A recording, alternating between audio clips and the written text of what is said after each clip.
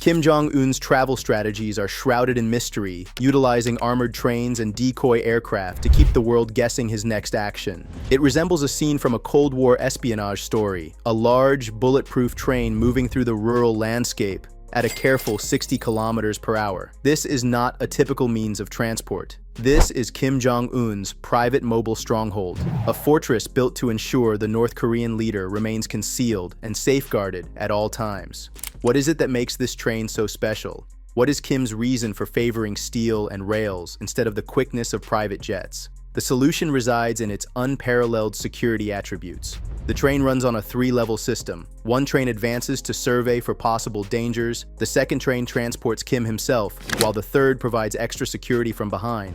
Nobody truly knows Kim's exact location, just that the supreme leader is observing from somewhere within this shifting stronghold. Inside, the train presents an unusual blend of opulent extravagance and design, influenced by paranoia. Leaked photos show conference rooms filled with pink leather couches, dining spaces featuring long tables prepared for lavish meals, and cutting-edge communication systems that enable Kim to oversee his nation even while on the move. The windows are resistant to bullets. The floors have been strengthened. The wheels are also altered to fit various rail gauges at international borders, allowing the train to be suitable for long-distance journeys beyond North Korea's borders. However, this is where it becomes even more intriguing. Intelligence reports suggest that Kim Jong-un's train travels are consistently shrouded in intense secrecy. The tracks are cleared, stations are closed, and whole areas are put on high alert, merely to ensure that no one can anticipate his movements. Each halt presents a possible danger, and every second spent outside the protected confines of his train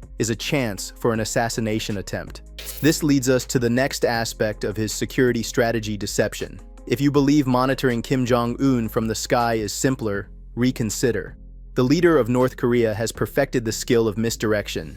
His primary aircraft, the IL-62M Chami-1 from the Soviet era, is frequently accompanied by decoy aircraft. These aircraft depart and arrive at various sites, leading intelligence agencies on a frantic pursuit while the genuine Kim is already far away. However, airplanes aren't his only advantage. It is thought that Kim employs body doubles to mislead potential assassins and foreign spies. These duplicates are carefully chosen to mimic his looks, stance, and even behaviors. When Kim is anticipated to show up at an event, several imposters might be dispatched to various places to maintain suspense. The inquiry persists. Who is the genuine Kim? Next, there are the strategically timed leaks. Reports about Kim getting on a plane, showing up in a convoy, or even appearing in public are frequently altered to generate distractions. Once the world thinks he is in one location, he is already in another, entirely off the grid. But what happens when he needs to travel on land? That's where his collection of armored vehicles becomes relevant. It is widely known that Kim Jong-un favors armored vehicles. His collection includes lavish Mercedes-Maybach limousines, each valued at approximately $1.8 million.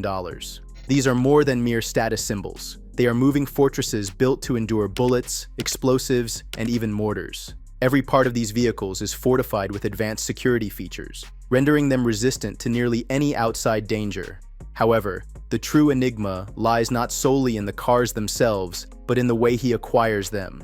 United Nations sanctions firmly forbid North Korea from bringing in luxury items, yet Kim's assortment of upscale cars seems to keep expanding. In what way?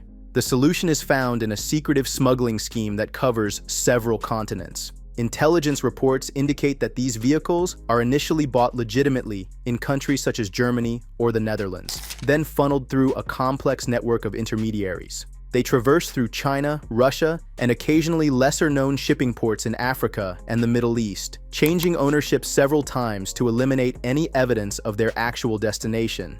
By the time the cars reach Pyongyang, every record has been meticulously erased. However, obtaining the vehicles is merely the start. The show starts as soon as Kim's convoy sets off. His fleet travels with flawless precision, accompanied by a group of armed bodyguards who sprint alongside the vehicles, maintaining an ideal synchronization. This strange yet extremely controlled exhibition goes beyond mere loyalty.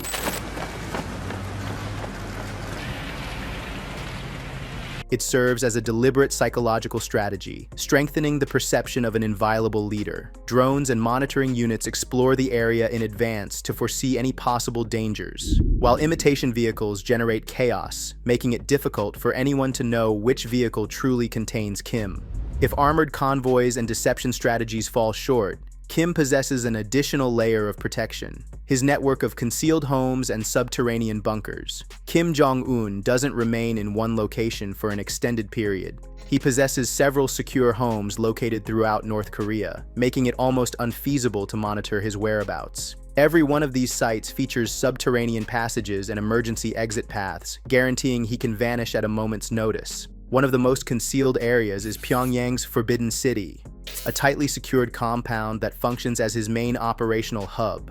Underneath this facility exists a system of subterranean tunnels, designed to endure nuclear strikes and connecting to multiple concealed exits spread across the city. It is said that these tunnels extend for miles, linking various palaces, military headquarters, and even concealed train stations that enable him to depart unnoticed under the cloak of night. The precise design of this maze is among North Korea's most heavily protected secrets, with only a limited number allowed entry. Outside of Pyongyang, Kim's network of secure shelters reaches into the hilly areas of North Korea, where strongly protected bunkers are hidden within the rough landscape. It is thought that these subterranean facilities have advanced communication systems, enabling him to manage the country from any place. Certain reports indicate that these bunkers are filled with provisions to support Kim and his close associates for months, if not years, during a crisis. However, Kim's protective actions go beyond just land. Even the ocean offers him a way to flee. There are claims that hidden submarine tunnels are located along North Korea's coast, enabling him to avoid dangers without being noticed. If accurate, these submerged escape paths would provide him with a degree of stealth and freedom unparalleled by any other global leader. The sheer concept of such a complex system only enhances the mystery regarding his actions, prompting the world to contemplate how profound the secrecy truly is. Kim Jong-un's lavish way of living extends beyond just luxury cars and armored trains. He also possesses a $7 million Princess 95 MY yacht, a luxurious and secretive floating fortress that enables him to retreat to his private island near North Korea. This ship, equipped with advanced security measures, functions as more than merely a recreational boat. It's a meticulously crafted instrument for both discretion and authority. The yacht is a stunning example of subtle elegance. Sources indicate it features sophisticated lounges, luxurious bedrooms, and cutting-edge communication technology, allowing Kim to stay in control even while floating in the vast ocean. This is not merely a leisure trip, it's a strategic getaway where he can give commands out of sight from inquisitive onlookers. The vast ocean offers a shroud of secrecy, rendering it almost unfeasible for external intelligence agencies to monitor his actions closely. However, the concealment doesn't end there. His yacht, similar to his armored trains, operates on a scheme of deceit. Escort boats frequently surround the ship, generating a network of perplexity for possible onlookers. Certain reports indicate that comparable yachts have served as decoys, making it difficult to ascertain if Kim is truly on the vessel, even if one is seen. In a world where intelligence agents and surveillance satellites consistently observe his every move, the ocean is still one of the few locations where he can act with genuine confidentiality. Beyond the security measures, the yacht is essential to his leadership approach. It's not merely a retreat, it serves as a mobile command hub. In this space, he can conduct confidential meetings, plan with key advisors, and strengthen his firm control over power. In North Korea, every detail of Kim's actions is meticulously designed to convey an aura of authority and dominance. The boat is similar, but what leads him to take such drastic measures to hide his actions? The solution is found in the last component of his approach: propaganda. Every aspect of Kim Jong-un's journeys is meticulously planned to convey strength. His armored train travels aim to conjure images of toughness and power, reflecting those of his grandfather, Kim Il-sung.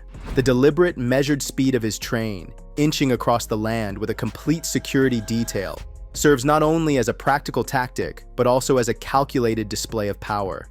A reminder that he never rushes since he determines the conditions of involvement. His actions combine traditional secrecy with contemporary rebellion, strengthening his control over North Korea and the global arena.